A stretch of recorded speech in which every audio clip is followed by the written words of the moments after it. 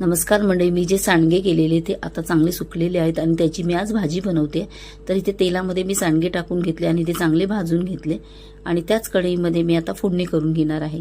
तर त्याच्यामध्ये थोडंसं अजून तेल टाकून घेतलं, त्याच्यामध्ये जिरं टाकून घेतलंय आणि त्याच्यामध्ये आता कांदा टाकून घेते। तुम्ही पण अशाच प्रकारे भाजी बनवता का सांडग्याची ते मला कमेंट्समध्ये सांगा। तर इथे मी आता कांदा टाकून घेतलेला आहे।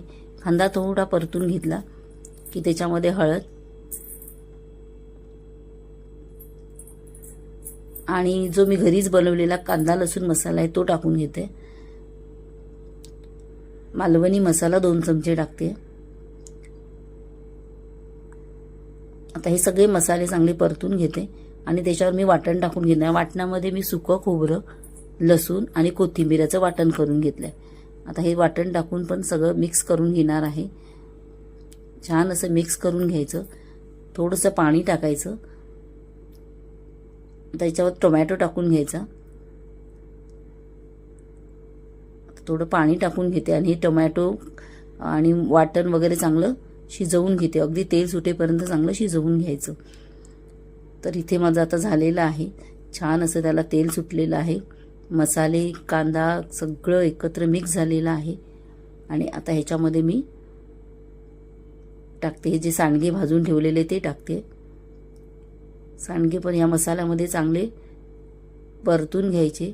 मग ते 2 ते 3 मिनिटं चांगले त्याच्यामध्ये मिक्स करून घ्यायचे आणि जेवढं आपल्याला पाणी पाहिजे, म्हणजे जेवढं तुम्हाला पातळ करायचं त्या प्रमाणात पाणी टाकून घ्यायचं।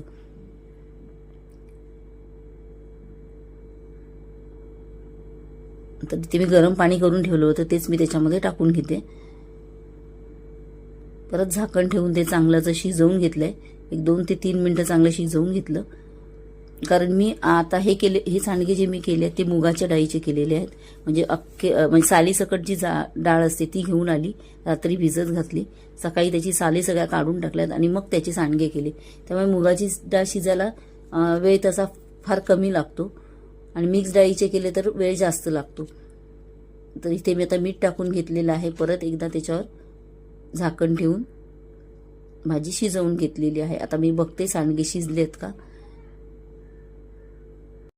मुगाच्या डाळीचे असल्यामुळे काय होतं, ते पचायला हलके असतात, शिजतात पण पटकन आणि चवीला पण खूप छान लागतात।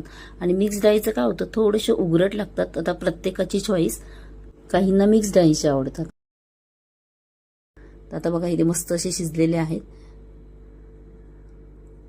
आणि चवीला पण खूप छान होते। इथे आपली भाजी तयार झालेली आहे। भरपूर अशी कोथिंबीर टाकून घेतली आहे। तर इथे भाजी तयार आहे। आवडली ना रेसिपी? आवडल्यास चॅनलला सबस्क्राईब आणि व्हिडिओ लाईक करायला विसरू नका। थँक्यू।